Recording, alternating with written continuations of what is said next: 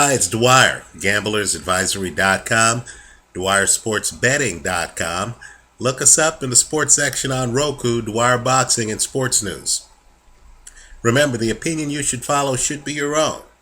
Just consider this video to be a second opinion from a complete stranger online. Well, Kell Brook, huge favorite, delivered. And he looked good. You saw the best parts of Kell Brook.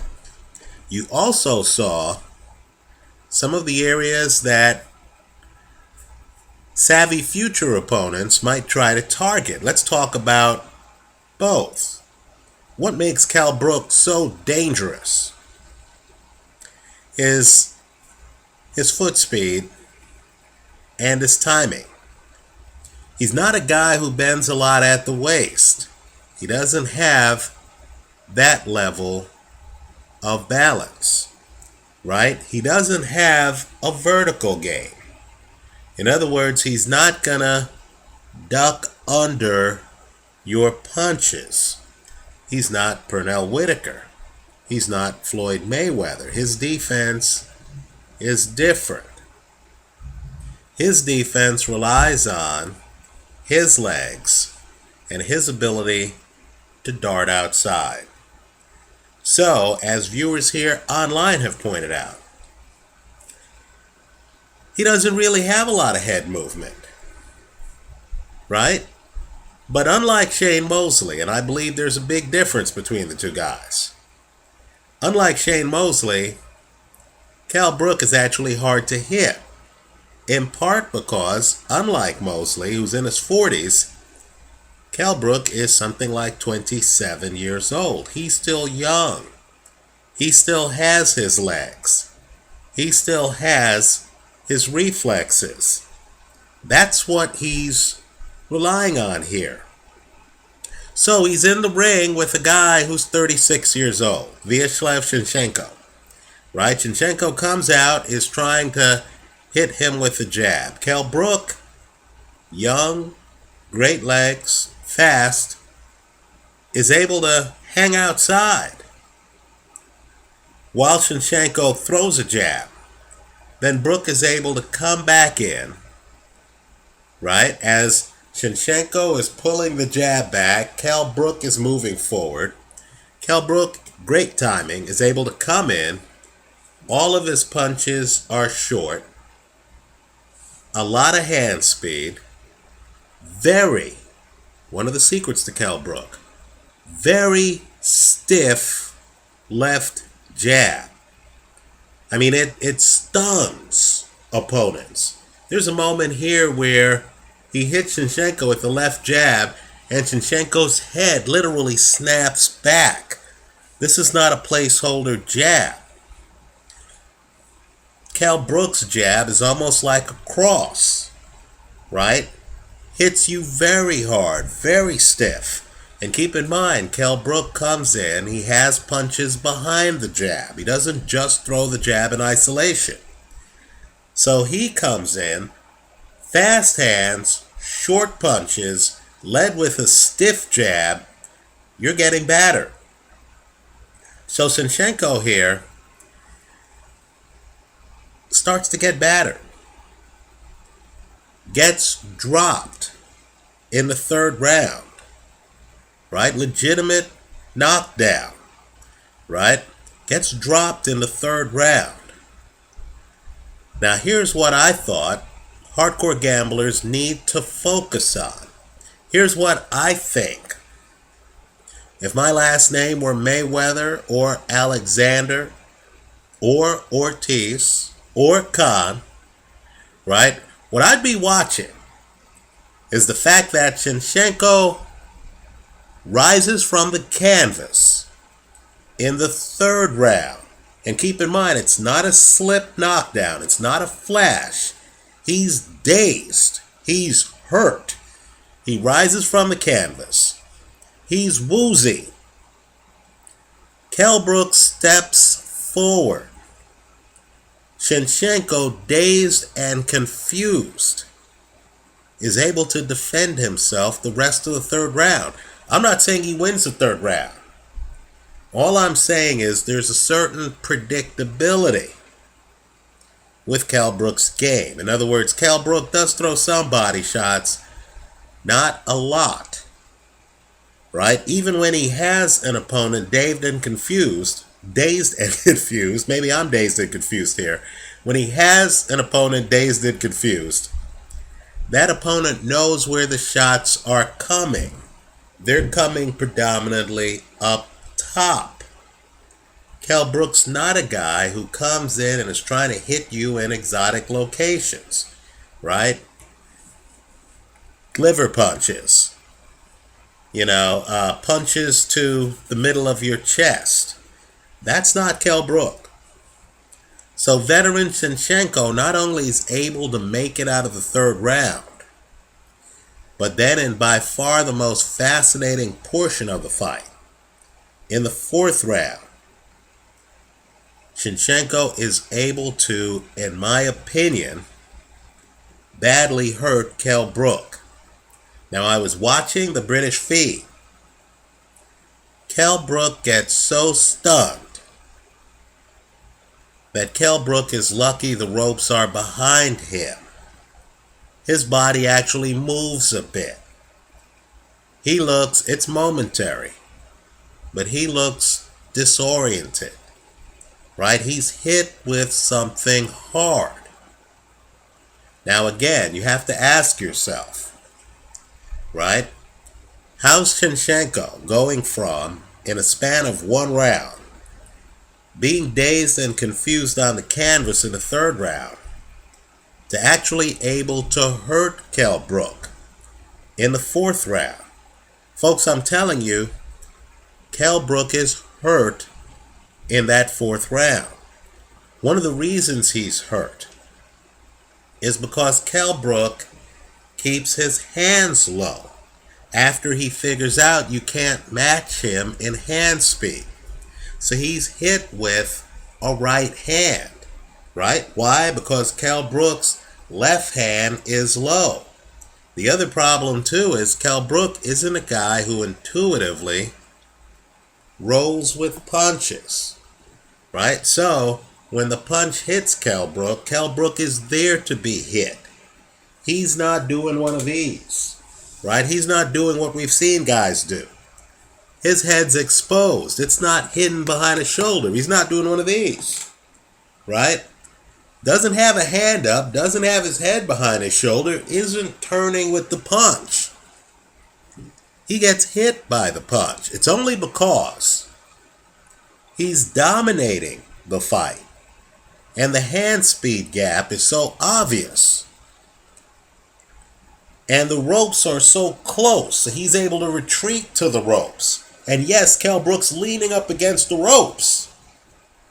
It's only because of the moment in the fight that we don't realize what a fight-changing moment that is. Right? Senchenko had an opportunity in the fourth round.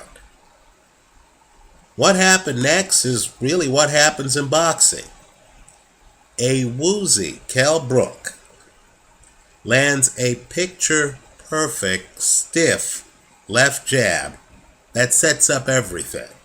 That stiff left jab slows down Senchenko, right? Slows him down. Then moments later, Kell Brook is able to drop him with a great right hand. It's a great right counter, right?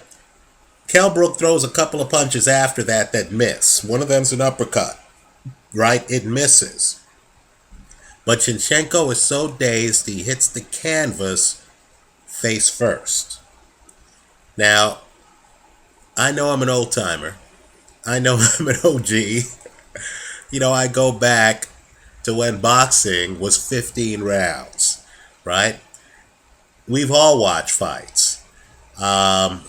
Frazier, George Foreman, where guys have gotten up from multiple knockdowns, where guys have been devastated, right? And, the ref has allowed the fight to continue, right? If you recall the Gerald McClellan, Nigel Benn Tragic fight. Understand that Nigel Benn at one point gets knocked out of the ring in the fight. And you know what? The ref allows him to climb back in the ring, beat the count, and continue the fight.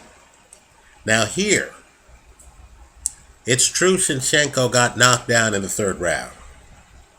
Here he is in the fourth round, and he's been knocked down a second time, right, in the fight. First time in the round. But understand, shortly before he goes down, an argument can be made, since he's hurt Kell Brook, that he's winning the round.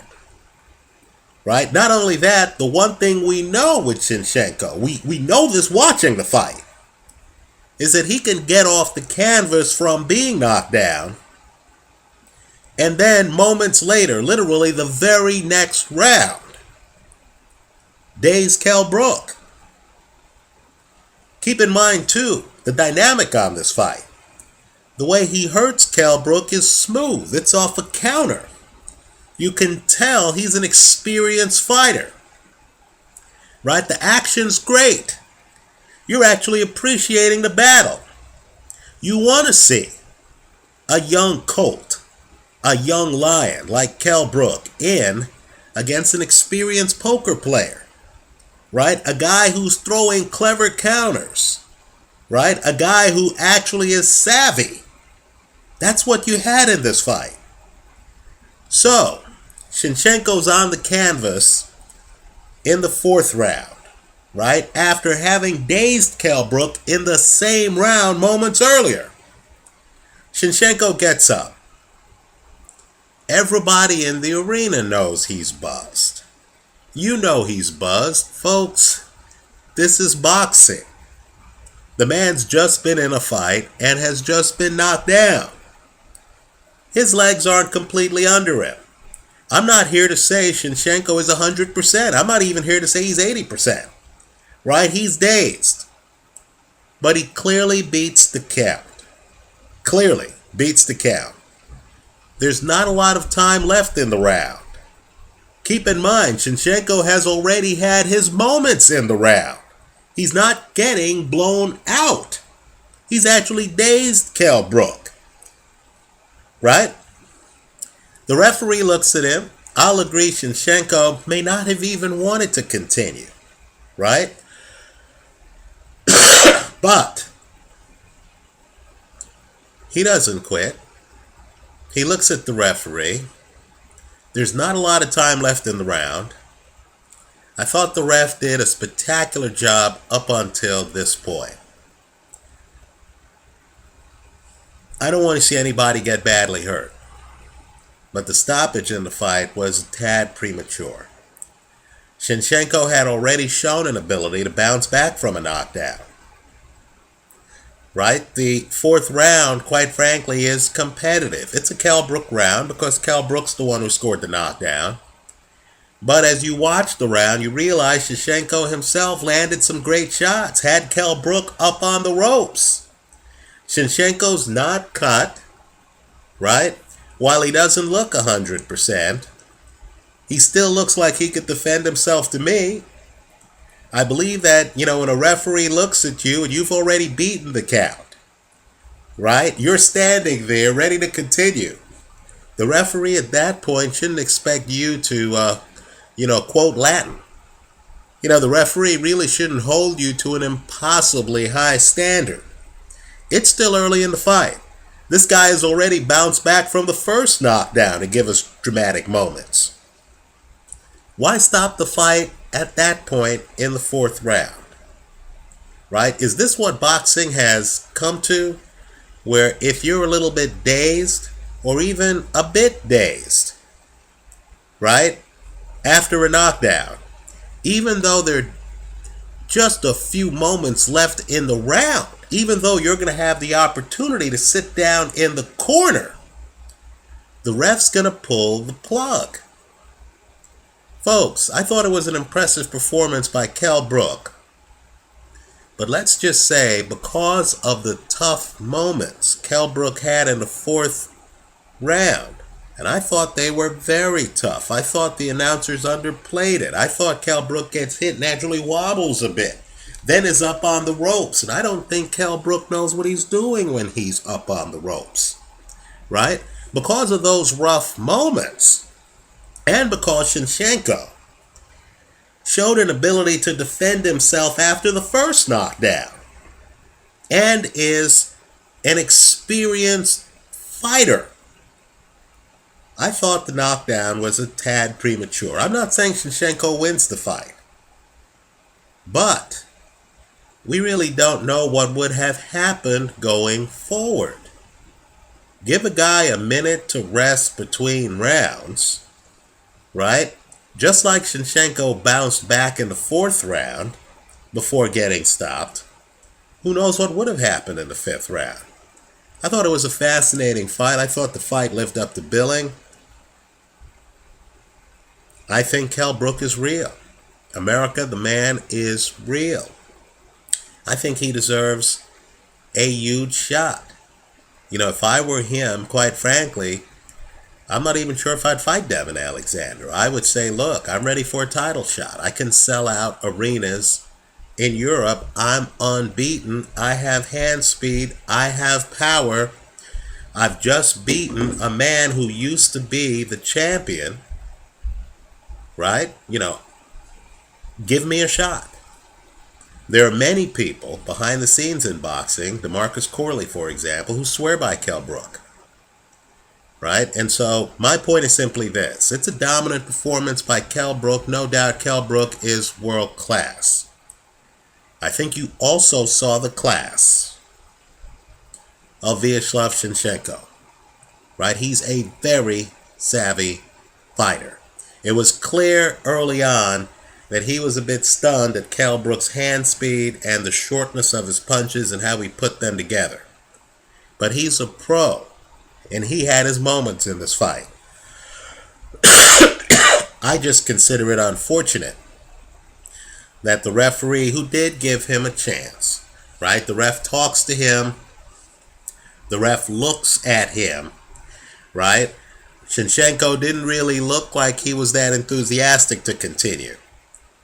But I feel that unless a guy quits, you should let that fight continue, especially when the guy bounced back from the first knockdown.